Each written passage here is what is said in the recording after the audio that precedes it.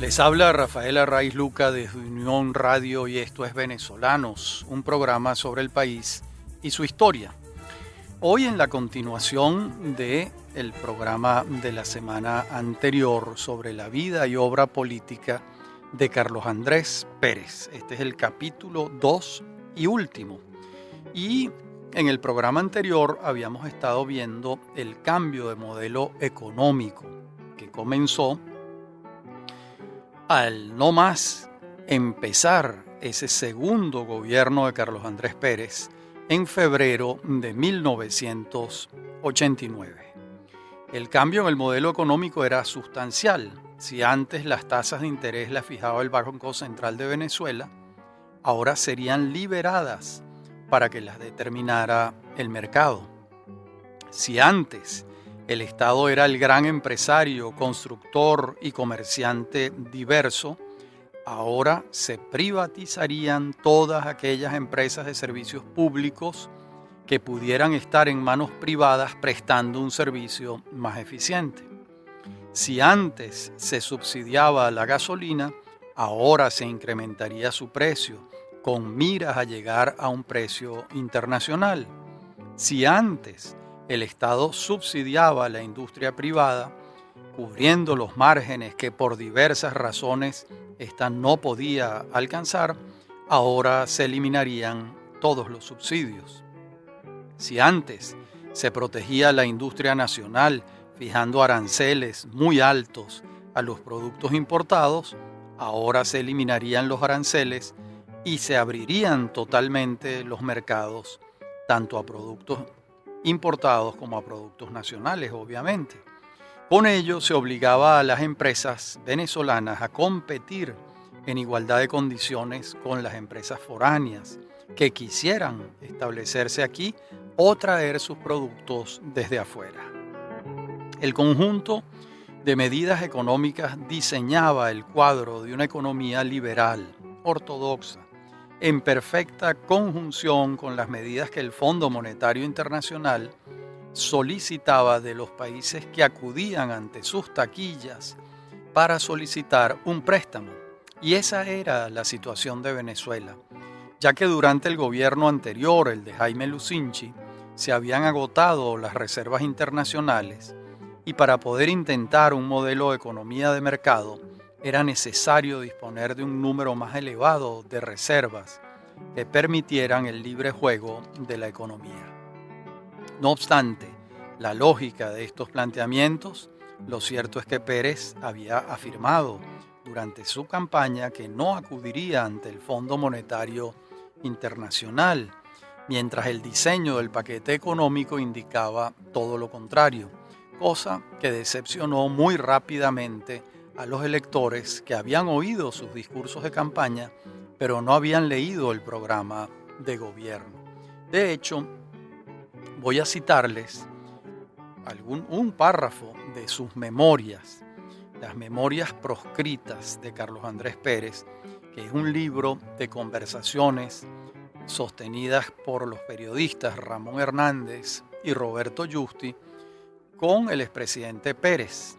Y al no escribir Pérez sus memorias, esto ha quedado como sus memorias. Estas fueron sus últimas palabras, la recapitulación de los hechos centrales de su vida. Un libro muy interesante donde fíjense lo que dice Pérez sobre esto que vengo hablando.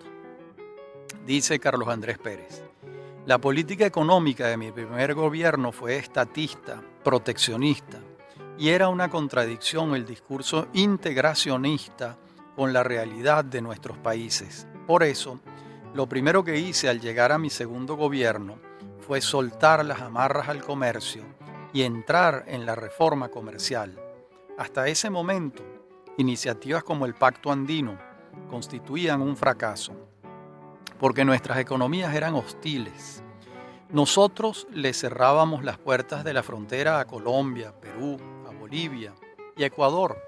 Ellos hacían lo mismo con nosotros y entre ellos, con todas las trabas al mercado internacional. Sigue diciendo Pérez: entre lo que dije como candidato y lo que hice como presidente no hay contradicciones, dice él. Si se revisan los textos de mis discursos, se encontrarán que en todos advertí que vendrían muchas dificultades, una situación de apreturas económicas. Ofrecí la beca alimentaria como una forma de atender los problemas que íbamos a sufrir. Dije que había que cambiar el formato económico del país. Desde luego, no entré en detalles, hubiera sido absurdo.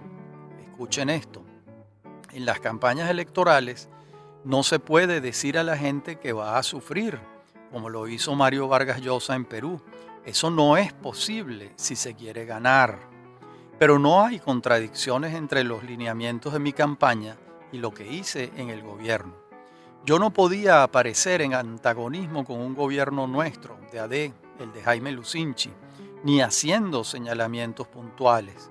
Dejé una clara percepción de que venían cambios importantes en la economía. Puse énfasis en que uno de los objetivos fundamentales sería el Pacto Andino, la integración. Ahí se estaban señalando derroteros. Dentro de una política paternalista y de controles, no podía arrancar el Pacto Andino.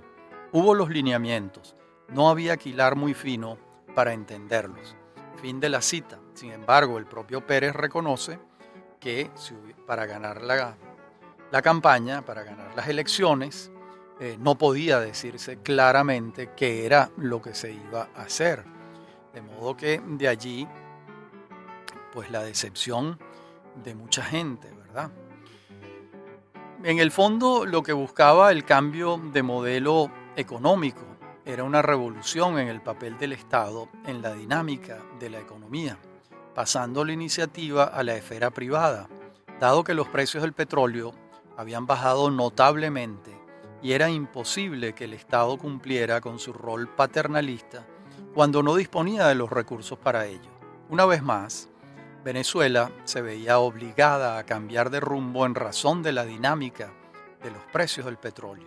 Además, la modificación se inscribía dentro de un cambio general en el planeta, ya que ese mismo año, 1989, el socialismo real comenzaría a desaparecer con la caída del muro de Berlín y la convicción de que el socialismo era incapaz de generar riqueza. Esta convicción se hizo generalizada y prácticamente unánime. Muy pocas personas en aquel tiempo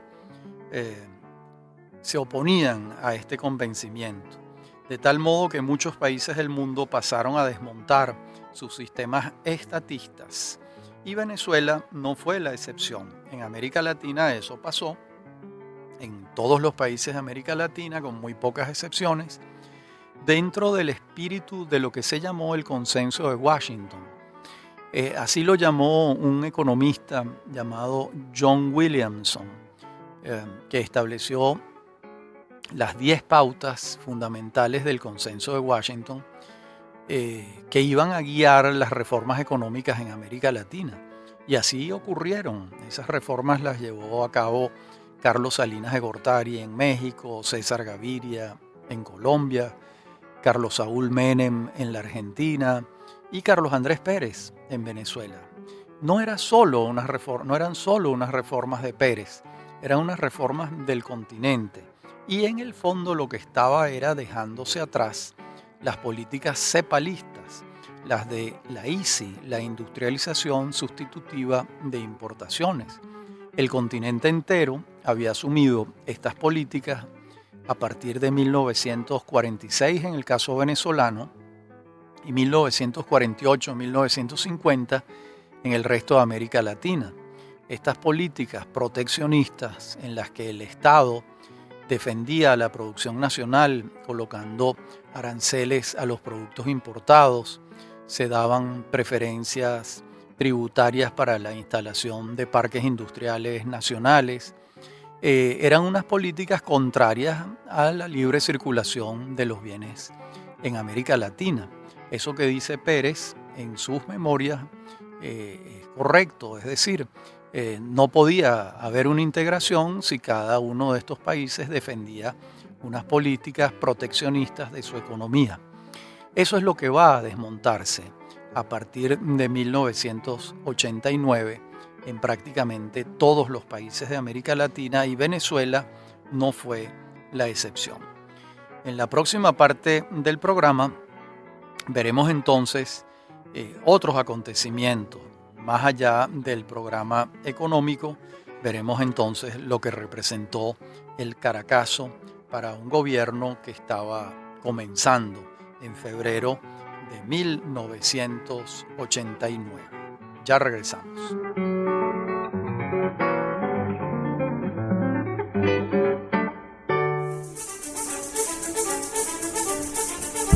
En breve continúa Venezolanos.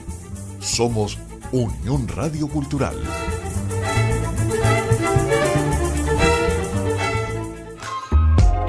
Geografía del paladar.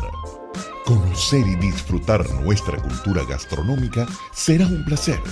En el estado Bolívar hacen un laulau ahumado tremendamente delicioso. Además, con los tips que no te puedes perder de 0800 Víctor. Muchas veces me preguntan, ¿cuál es el mejor aliño acá en Venezuela? Y bueno, obviamente mi corazón se entrega por completo y el mejor aliño en Venezuela para mí es el ají dulce.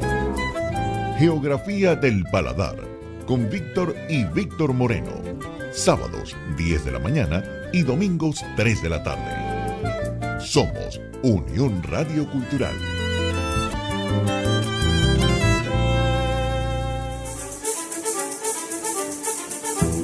Usted escucha Venezolanos. Somos Unión Radio Cultural.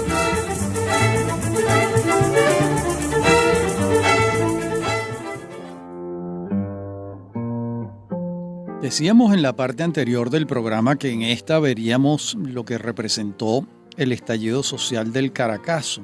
Y comencemos por decir que la medida que tocó más sensiblemente el bolsillo de la gente dentro de aquel programa de reformas económicas fue el aumento del precio de la gasolina, que incidió de inmediato en el costo del pasaje del transporte colectivo. En Guarenas Guatire se produjeron las primeras protestas en la mañana del 27 de febrero, pero muy pronto se extendieron a toda Caracas y a otras ciudades del país. Ya en la tarde los saqueos de comercios habían comenzado y la televisión retransmitía las escenas de vandalismo y de violencia. En la noche, la situación ya era de emergencia nacional, por lo que el gobierno le solicitó a las Fuerzas Armadas que restablecieran el orden. Luego se suspendieron las garantías constitucionales, se declaró el toque de queda y el Ejército y la Guardia Nacional reprimieron duramente a los saqueadores, con un resultado lamentable de decenas de muertos, muchos de ellos inocentes, que no participaban de los actos vandálicos. Nunca antes se había vivido en el país una situación como esta, que además comprometía los planes de un gobierno que estaba comenzando. Mucho se ha especulado acerca de si se trató de un estallido espontáneo o de algo inducido a partir de un plan. Algunos militantes de la izquierda radical de aquellos años se han atribuido el origen del estallido, pero los hechos indican que la espontaneidad también estuvo presente. Quizás, como suele suceder, fue una combinación de espontaneidad con mínima planificación. En cualquier caso, el resultado fue el mismo, una gran revuelta social que colocó al gobierno en una posición muy difícil para implementar un nuevo modelo económico para cuya realización se necesitaban grandes sacrificios de la población. Pocas semanas después de estos hechos comenzaron a surgir denuncias graves de corrupción en relación con la administración anterior, la de Jaime Lucinchi, y Recadi, la oficina del cambio diferencial, así como con el manejo de la partida secreta para fines distintos a los establecidos.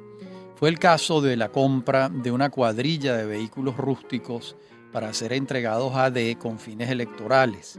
El 20 de noviembre, un tribunal dictó un auto de detención al expresidente Lucinchi por el caso sustanciado en Recadi. El caso, a todas luces, incrementaba las diferencias entre un sector de AD cercano a Lucinchi y otro próximo a Pérez. Además, profundizaba aún más en la conciencia colectiva la idea de que la corrupción era un cáncer incontrolable e indetenible. Y bien, en medio de todo esto se va adelantando unas reformas políticas muy importantes, que es la descentralización política y administrativa. El 3 de diciembre de 1989 tuvieron lugar las elecciones directas de gobernadores, alcaldes y concejales. Se daba entonces el paso democrático más importante que se ha dado desde los tiempos de la firma del Pacto de Punto Fijo, ya que la elección directa de las autoridades locales era lo mínimo a lo que podía aspirarse en un sistema democrático. Y a partir de esta fecha, el cuadro político venezolano comenzó a cambiar sustancialmente. Acción Democrática obtuvo el 39,37% de los votos en la elección de gobernadores, COPEI el 32,85%, el MAS el 17,69% y la Causa R el 2,62%, con lo que quedaba claro que había liderazgos regionales que el elector reconocía. Por ejemplo, en Aragua comenzó a gobernar Carlos Tablante, del MAS. En Bolívar, Andrés Velázquez, de la Causa R. En Carabobo, Enrique Salas Römer, de COPEI y Los Independientes. En el Zulia, Osvaldo Álvarez Paz, de COPEI. En la Alcaldía de Caracas, Claudio Fermín, de Acción Democrática. Casi todos ellos en el futuro serían candidatos presidenciales. Se trasladaba el liderazgo de las cúpulas de los partidos políticos al desempeño administrativo en las gobernaciones, un cambio profundamente democrático.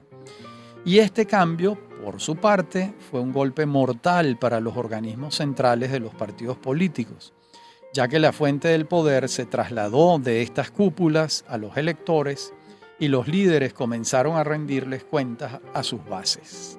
Este paso, que no se ha valorado suficientemente, suponía un cambio de conducta y de estrategia de los partidos políticos establecidos.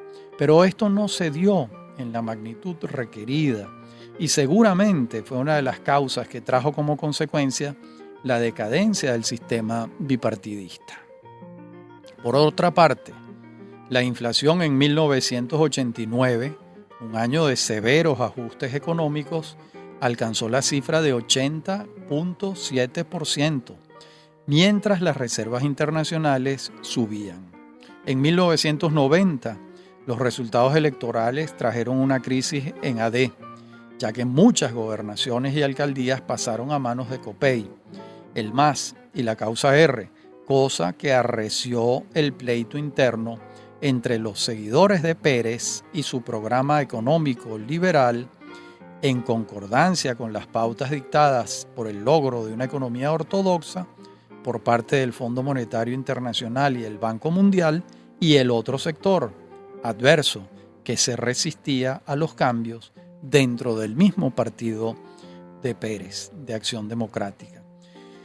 Por cierto, buena parte de los ministros del gobierno de Pérez que adelantaron este programa económico liberal eran profesores del IESA, el Instituto de Estudios Superiores de Administración, en Caracas, un extraordinario instituto de estudios de posgrado.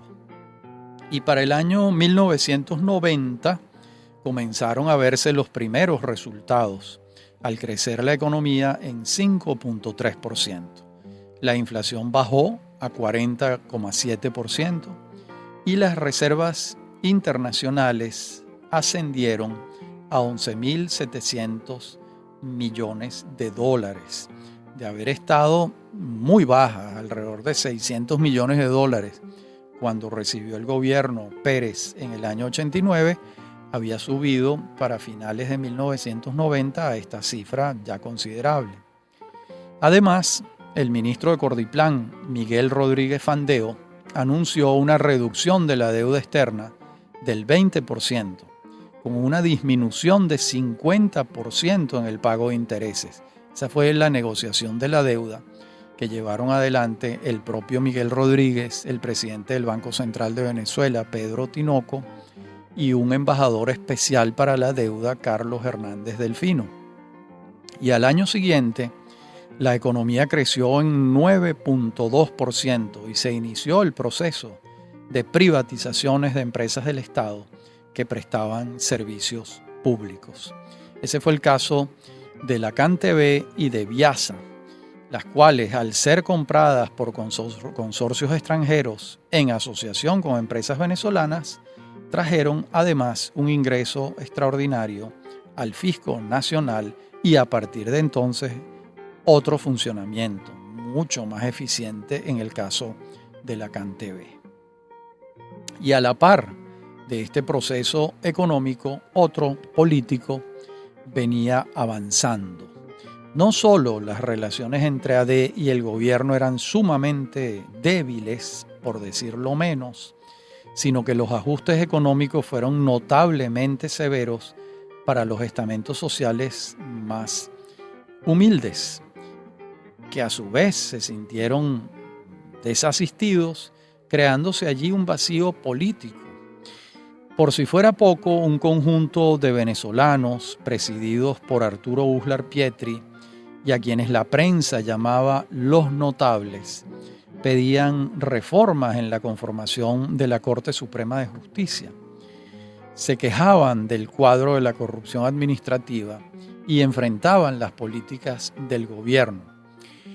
Este grupo, junto con el desprestigio creciente de los partidos políticos, fue horadando la base de sustentación del gobierno de Pérez y, sin proponérselo probablemente, fue animando a un conjunto de conjurados militares que venían conspirando desde hacía años dentro de las Fuerzas Armadas a intentar un golpe de Estado.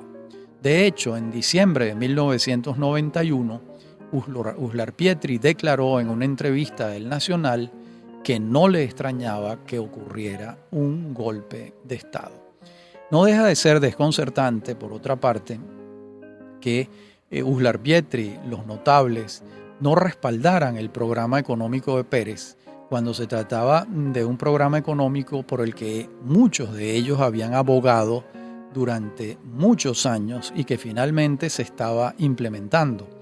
Esto puede revelar que más que un enfrentamiento de orden ideológico, lo que había era un enfrentamiento político de este grupo en relación con el presidente Pérez. Un enfrentamiento pareciera más de orden personal que de orden programático.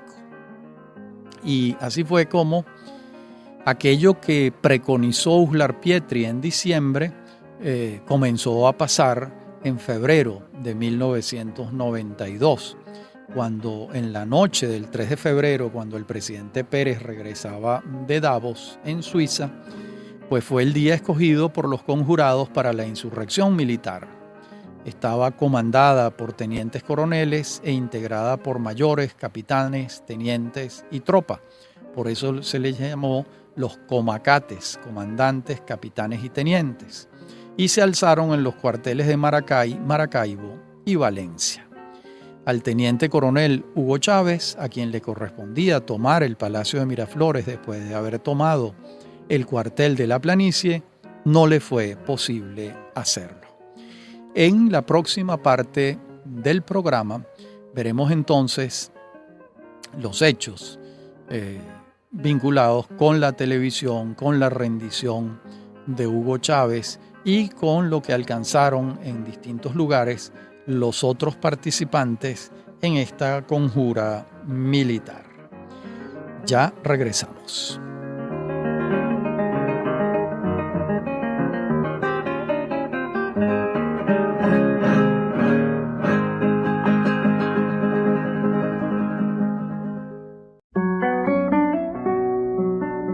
Decíamos en la parte anterior del programa que el teniente coronel Hugo Chávez le tocaba, dentro del plan, conquistar el Palacio de Miraflores y que no lo había logrado. Fue entonces cuando por televisión, en la mañana del 4 de febrero, llamó a sus compañeros de armas a entregarse, señalando que, por ahora, no se habían logrado los objetivos. Entonces se entregaron Francisco Arias Cárdenas en el Zulia, Jesús Urdaneta Hernández, Joel Acosta Chirinos, Jesús Miguel Ortiz, todos ellos integrantes del Comando militar de conjurados. El intento había fracasado, pero el país asistía a un hecho que pensaba había quedado en el pasado, el golpe de Estado. También había observado con estupor y hasta con admiración a un hombre que se hacía responsable por su fracaso, algo muy infrecuente en la vida pública venezolana de entonces. Aquel por ahora de Hugo Chávez significó mucho en el universo simbólico del venezolano de aquellos tiempos. Y una vez sofocada la rebelión, se reúne el Congreso Nacional para debatir sobre los hechos en la mañana del 4 de febrero y pide la palabra el senador vitalicio Rafael Caldera, expresidente de la República. Entonces condenó Caldera el intento de llegar al poder por las armas, pero justificó comprensivamente los motivos que llevaron a los insurrectos a ello. Y a partir de entonces la candidatura de Caldera, que ya venía muy bien en las encuestas para las elecciones de 1993, se creció todavía más. Y muchos dicen que aquella mañana ganó las elecciones, aquella mañana del 4 de febrero. En verdad, con olfato político, Caldera supo interpretar el sentir de la gente, que rechazaba el golpe, pero que quería un cambio de rumbo, y él se ofreció para encarnar ese cambio de rumbo. Y en una entrevista sostenida con el profesor Agustín Blanco Muñoz, publicada en 1998, se titula Habla el comandante, Hugo Chávez señala que comenzaron a conspirar en serio cuando juraron ante el Samán de Güere el 17 de diciembre de 1982, es decir, 10 años antes. De tal modo que les tomó una década ir ascendiendo dentro de las Fuerzas Armadas hasta tener mando de tropa y poder ejecutar una acción armada. La existencia de estos conjurados se la advirtió la DIM, Dirección de Inteligencia Militar, al presidente Pérez, pero este la desestimó.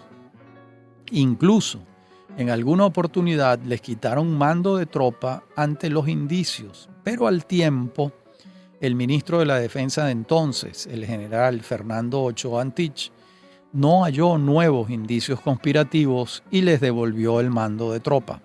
No puede decirse, entonces, que la intentona los tomó completamente por sorpresa al presidente Pérez y a sus servicios de inteligencia militar. Y si el gobierno de Pérez tenía problemas, pues ahora tenía más, a tal punto que el presidente se propuso atemperar la política de ajustes con base en lo escuchado en el Congreso Nacional y el apoyo de la calle manifestado a los golpistas.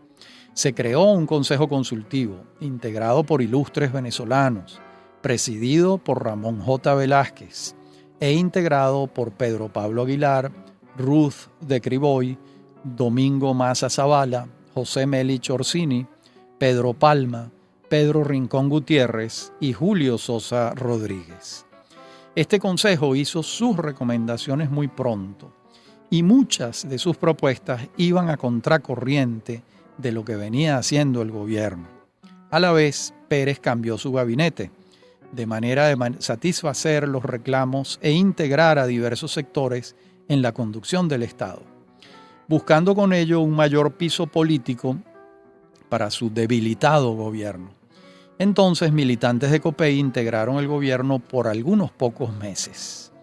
Por su parte, otro grupo de conjurados militares organizó su revuelta, que se expresó el 27 de noviembre de 1992, pero esta vez involucraba especialmente a la aviación, con lo que los caraqueños tuvimos el triste espectáculo de un bombardeo sobre lugares estratégicos de la capital y de nuevo el fracaso de los golpistas, esta vez comandados por el general Francisco Visconti Osorio y el contraalmirante Hernán Gruber Odremán. 5 días después tuvieron lugar las elecciones de gobernadores, alcaldes y concejales. AD bajó su votación porcentual, sacó 37,81%, sin embargo era muy alta todavía, Copey subió a 34,35%. El MAS bajó a 12,48%.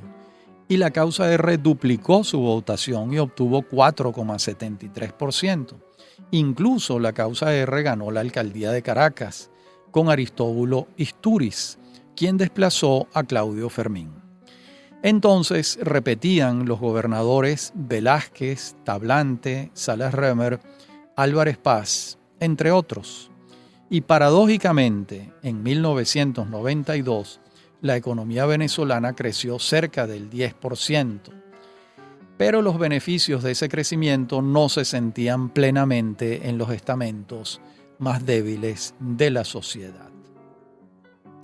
Y así fue como el 11 de enero de 1993, el periodista y excandidato presidencial José Vicente Rangel denuncia ante la Fiscalía General de la República el mal uso de la partida secreta por parte del gobierno de Carlos Andrés Pérez por un monto cercano a los 250 millones de bolívares y solicita ante el fiscal un antejuicio de mérito contra el presidente Pérez.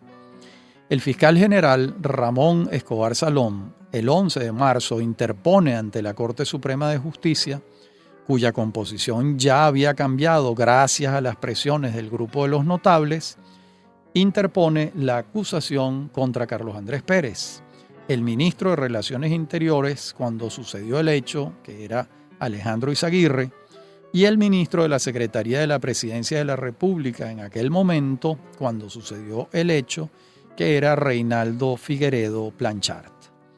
Se les acusaba de peculado y malversación de fondos al hacer uso de la partida secreta. El 20 de mayo de 1993 se conoció la ponencia solicitada por la Corte Suprema de Justicia al presidente del máximo cuerpo colegiado del Poder Judicial, el magistrado Gonzalo Rodríguez Corro. Se declaró con lugar la solicitud de antejuicio de mérito. Al día siguiente se reunió el Congreso Nacional y se autorizó el juicio, separándose a Carlos Andrés Pérez de la presidencia de la República. Y a partir de entonces, en razón de que la soberanía reside en el Poder Legislativo, el presidente del Senado, Octavio Lepage, asumió la presidencia de la República. Sin embargo, el Congreso Nacional nombró el 5 de junio de 1993 al senador Ramón J. Velázquez, presidente de la República, para que culminara el periodo constitucional 1989-1994, de modo que gobernaría entre esta fecha, 5 de junio, y el 2 de febrero de 1994, 8 meses exactos. Es evidente que la segunda presidencia de Pérez fue intensa en cambios políticos, la descentralización y económicos, el paso de una economía con fuerte presencia del Estado a otra de libre mercado, además de lo imprevisto para la mayoría, la insurgencia de una conjura militar. A esto se suma que nunca antes un presidente en ejercicio había sido separado del cargo con fundamento en el Estado de Derecho, aunque no podemos dejar de señalar que respetadísimos juristas afirman que se cometió por lo menos un abuso de derecho, tanto en la solicitud de antejuicio de mérito como en la sentencia. De modo que la estructura política del país cambió, la democracia de partidos entró en crisis y el bipartidismo desapareció. A todo esto se suma la insurgencia de nuevos actores políticos, los jóvenes militares insurrectos, que con el tiempo llegarían al poder por la vía pacífica después de haberlo buscado por las armas. En aquel momento, Carlos Andrés Pérez escribió de su puño y letra, como me han certificado testigos presenciales, un discurso que se ha convertido en una pieza histórica, de la que voy a leerles algunos fragmentos. Ese discurso ha terminado titulándose «Hubiera preferido otra muerte» y se le subtitula como el mensaje después de que la Corte Suprema de Justicia encontró méritos para el enjuiciamiento. Este discurso televisado ocurrió el 20 de mayo de 1993. Y allí comenzó diciendo Carlos Andrés Pérez: me dirijo a mis compatriotas en uno de los momentos más críticos de la historia del país y de los más difíciles de mi carrera de hombre público. Debo confesar que pese a toda mi experiencia y al conocimiento de la dramática historia política de Venezuela, jamás pensé que las pasiones personales o políticas pudieran desbordarse de manera semejante y que ya Venezuela podía mirar hacia atrás sin el temor a los incesantes desvaríos de la violencia tan comunes en nuestro proceso histórico. Ha cambiado poco nuestra idiosincrasia, nuestra manera cruel de combatir sin cuartel. Ha revivido con fuerza indudable un espíritu inquisitorial y destructor que no conoce límites a la aniquilación, sea moral o política. Reconozco con inmenso dolor esta realidad, y no solo porque yo sea el objetivo de los mayores enconos, a quien se le declara la guerra y se le quiere conducir al patíbulo, sino también porque este es un síntoma y un signo de extrema gravedad, de algo que no desaparecerá de la escena política porque simplemente se cobre una víctima propiciatoria. Esta situación seguirá afectando de manera dramática al país en los próximos años. En la última parte del programa continuaremos con estos hechos.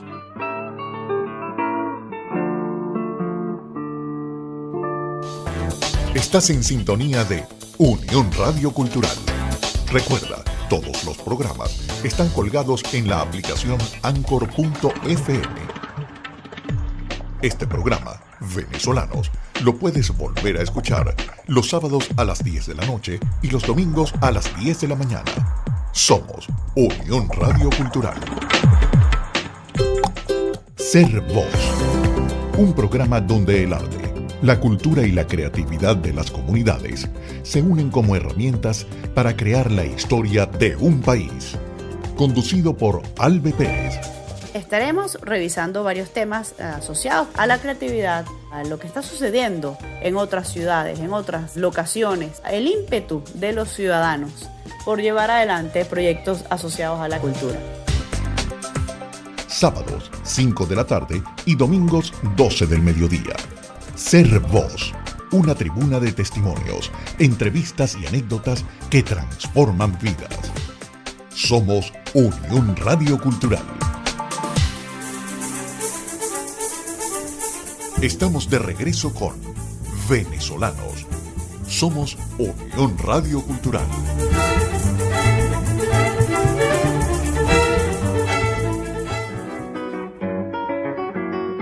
Bien, al final de ese discurso histórico de Carlos Andrés Pérez, escrito por él, en los últimos párrafos dice lo siguiente: convoco a las fuerzas políticas, económicas, institucionales y sociales, a los medios de comunicación y a todos los venezolanos a unirse alrededor del encargado de la Presidencia de la República que designe el Congreso para superar este momento aciago.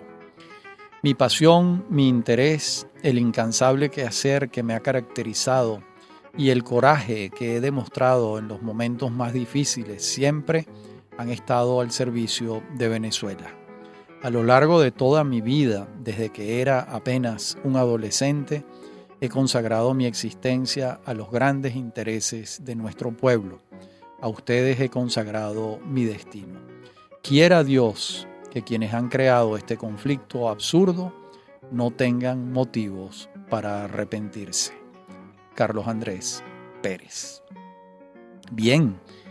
Es un discurso que conviene releer y revisar. Es una pieza verdaderamente histórica. Y no es fácil explicar la personalidad histórica de un tachirense nacido el 27 de octubre de 1922 en la hacienda La Argentina, muy cerca de Rubio, en el estado Táchira, Este año se cumplen 100 años del nacimiento de Carlos Andrés Pérez. Y como vimos en las líneas anteriores, este hombre singular encabezó en una sola vida 2 procesos políticos distintos y con apenas 10 años de diferencia entre uno y otro.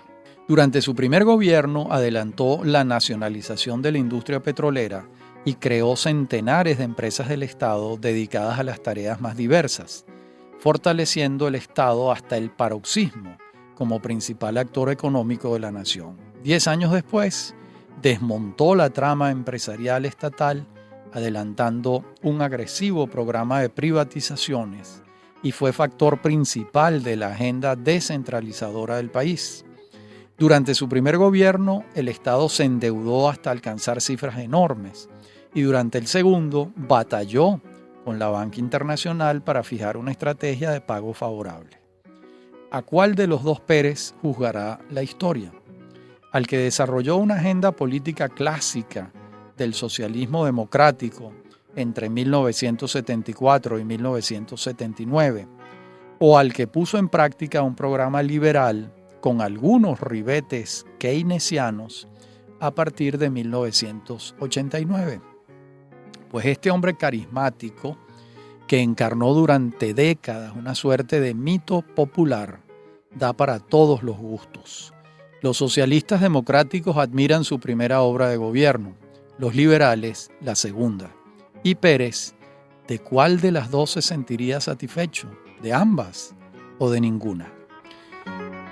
A las contradicciones que señalo se suman otras de orden personal no menos interesantes. Durante el segundo gobierno de Betancur, siendo viceministro de Relaciones Interiores, Pérez fue factor principal en la lucha contra la guerrilla izquierdista, así como pieza clave en la lucha a cuartel que libró Betancur contra las conspiraciones militares de derecha y de izquierda, en asociación con tiranos caribeños de ambas manos.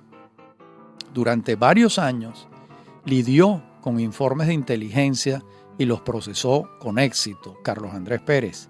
Y extrañamente, casi 30 años después, cuando la inteligencia militar de su segundo gobierno le advirtió de las intenciones de los conjurados militares, no les dio importancia. Hasta que los sorprendió la intentona el 4 de febrero de 1992 y cayó en cuenta de que había debido ponerles cuidado a los informes de los generales Carlos Julio Peñalosa y Herminio Fuenmayor. Antes, puso en marcha el programa de reformas económicas, que no era otro que una reforma a fondo del sistema político, y él, el político por excelencia, extrañamente no se valió de sus artes para implementarlo, y el país comenzó a arderle por los 4 costados. En una visita a Caracas, siendo ya expresidente del gobierno español, Felipe González dijo lo siguiente: el gobierno de Pérez contribuyó decisivamente al paso de la pobreza a la riqueza que impera en la España democrática de hoy. La historia juzgará su obra desde esa perspectiva, lo que de entrada le garantiza uno de los asientos de primera fila. Socialismo y democracia no están reñidos con la economía de mercado. Esto dijo Felipe González en Caracas. Y este fue uno de los puntos que él expresó, así como es indudable que para distribuir mejor la riqueza hay que generarla primero. Este homenaje de González a Pérez no puede pasarse por alto y curiosamente se refiere al primer gobierno de Pérez y no al segundo, cuando lo que hizo González en España se parece más a lo hecho por Pérez en su segunda administración que en la primera. Otra paradoja. Y más allá de las contradicciones, hay 3 aspectos que reconocen tirios y troyanos. Voy a enumerarlos y a comentarlos muy brevemente. Pérez fue un líder como no ha habido otro en Venezuela desde el punto de vista de su popularidad, y su liderazgo alcanzó cotas legendarias de identificación con el pueblo. Las caminatas de Carlos Andrés Pérez, los mítines políticos de Pérez la manera como movía los brazos en sus campañas electorales, la manera como saltaba a charcos de agua, la manera como se vinculaba con la gente, hicieron de Pérez un líder de una popularidad que prácticamente ningún otro político venezolano de su tiempo ha tenido. Hay quienes piensan con buenos motivos que Pérez se trató del último gran político de la Venezuela democrática y civil. Y sin la menor duda, creo yo, que fue un demócrata absoluto, convencido y practicante. Basta recordar que aceptó ser separado de la presidencia de la República cuando las faltas que se le imputaban no eran tales, sino ejecutorias perfectamente legales, como ha demostrado en el juicio y en sus libros el doctor Alberto Arteaga, en repetidas oportunidades. Sin embargo, Pérez aceptó el fallo político de la Corte Suprema de Justicia y se retiró, aunque consideraba en su fuero interno que de lo que le estaban acusando era falso e insostenible, y lo mismo pensaban juristas de gran calado académico como el doctor Arteaga. Y con el paso del tiempo, pues el talante democrático del presidente Pérez ha seguido creciendo hasta en alguna medida hacerse modélico, porque realmente su actitud lo fue plenamente. Incluso hay quienes piensan con buenas razones que Pérez no hizo lo que tenía que hacer, que presenció cómo el grupo de los notables primero pidió un cambio de la composición de los magistrados de la Corte Suprema de Justicia. Pérez no hizo nada para que eso no ocurriera. Antes, David Morales Bello le había advertido a Pérez que si aceptaba la designación de Ramón Escobar Salom como fiscal general de la República, Escobar Salom en algún momento iría contra él. Pérez no lo creyó y Morales Bello, con el paso del tiempo, tuvo razón. Luego, Pérez presenció cómo toda aquella trama se estaba urdiendo en su contra y realmente no fue mucho lo que hizo para impedirla. Es algo verdaderamente desconcertante en un hombre que había demostrado a lo largo de su vida una gran sagacidad política. Y bueno, llegamos al final del programa. No cabe duda de la importancia histórica de Carlos Andrés Pérez. Es un personaje fascinante, contradictorio, con muchas luces y muchas sombras, y que está pendiente por ser estudiado a fondo. Habló para ustedes, como siempre, Rafael Arraiz Luca, desde Unión Radio. Me acompaña en la producción Inmaculada Sebastiano y en el control técnico está Giancarlo Caraballo. A mí me consiguen en mi correo electrónico rafaelarraiz@hotmail.com y en Twitter @rafaelarraiz. Ha sido un gusto hablar para ustedes.